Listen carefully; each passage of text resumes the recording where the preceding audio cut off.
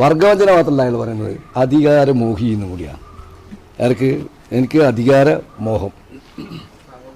ഇതാണ് M V Govindan പറയുന്നത്.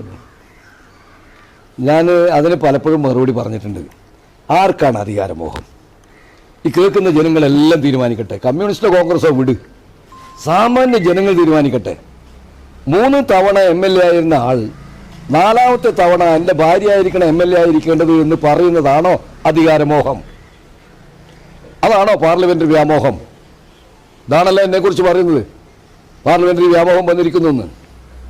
3 തവണയായി MLA ആയിരുന്നിട്ടും മന്ത്രിയായിരുന്നിട്ടും ആ സമയത്തെല്ലാം പാർട്ടി സെക്രട്ടറി ആയിരുന്നിട്ടുമുണ്ട്.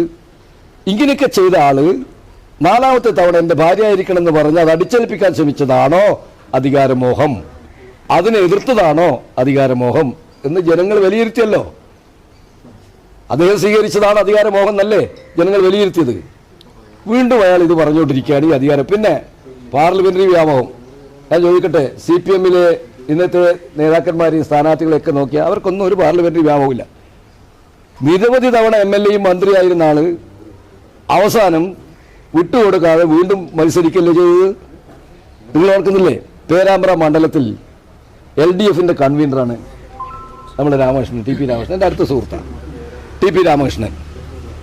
ആ രാമകൃഷ്ണനെ തോൽപ്പിച്ചത് 22 വയസ്സായ ഒരു കുട്ടി.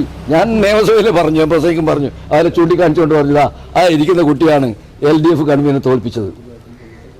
ഞാൻ ചോദിക്കട്ടെ, അതിനൊരു പാഠം പഠിക്കണ്ടേ CPM? അവിടുത്തെ ജനങ്ങൾ പറയല്ലേ നിങ്ങളെ വേണ്ട, ഈ കുട്ടിയാണ് ഞങ്ങൾക്ക് വേണ്ടത് എന്നാൽ ജനം തീരുമാനിക്കല്ലേ. എന്തുകൊണ്ടാണ്? അധികാരമോഹം ഇല്ലാഞ്ഞിട്ടാ? ആരെങ്കിലും മത്സരിക്കണ്ടായിരുന്നില്ലേ? എന്തേ ഒഴിഞ്ഞു കൊടുക്കാതെ? എന്തേ 3ഉം 4ഉം തവണ MLA മന്ത്രിയായിരുന്ന ആൾ സീറ്റ് ഒഴിഞ്ഞു കൊടുക്കാതിരുന്നത്? എത്ര ആളുടെ പേരൊന്നും ഞാൻ പറയുന്നില്ല. കാരണം പറയാതിരിക്കുന്നത് അവരൊക്കെ എൻ്റെ സുഹൃത്തുക്കളാണെന്നുള്ളതുകൊണ്ട് ഞാൻ അവർ പേരും പറയുന്നില്ല. നിങ്ങൾ പരിശോധിച്ചാൽ അറിയാം. പ്രതിപക്ഷ നേതാവിനെ സംബന്ധിച്ച് ഞാൻ പറയുമ്പം ഒരു പാർട്ടിയെ സംബന്ധിച്ച് അതിനൊരു നായകൻ വേണമല്ലോ. അത് CPM കണ്ടത് പിണറായിൻ്റെ തന്നെയാണ്. എല്ലാവരും പിണറായി അല്ലല്ലോ. എല്ലാവരും പിണറായി ആകാൻ ആഗ്രഹിക്കുന്നതാണല്ലോ കുഴപ്പം. അതല്ലല്ലോ. അദ്ദേഹം പാർട്ടിയെ നയിക്കേണ്ടത് അദ്ദേഹമാണെന്നുള്ളത് കൊണ്ട് അദ്ദേഹത്തിന് പാർട്ടി എക്സംഷൻ കൊടുത്തിട്ടുണ്ടാവും. പക്ഷേ അതല്ലല്ലോ എല്ലാവരും അങ്ങനെയല്ലല്ലോ. അതുകൊണ്ട് പിണറായി മത്സരിക്കുന്നു എന്നുള്ളത് കൊണ്ട് മാത്രം ഇത് ഈ ഇത്തരത്തിലുള്ള അധികാരമോഹത്തെ ന്യായീകരിക്കാൻ പറ്റില്ല. അതാണ് MV ഗോവിന്ദൻ മനസ്സിലാക്കേണ്ട ഒരു കാര്യം.